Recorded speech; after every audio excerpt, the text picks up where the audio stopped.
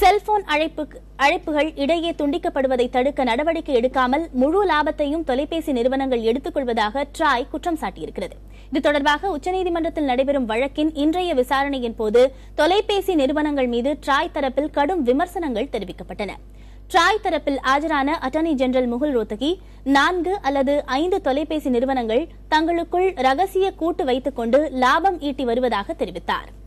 100 கோடி வாடிக்கையாளர்களை வைத்துள்ள இந்நிறுவனங்கள் தினசரி 250 கோடி ரூபாய் லாபம் ஈட்டி வருவதாக கூறிய அவர், அழைப்பு துண்டிக்கப்படும் பிரச்சினையை சரி செய்ய கூடுதல் முதலீடு செய்ய தொலைபேசி நிறுவனங்கள் முன்வருவதில்லை என்றும் தெரிவித்தார்.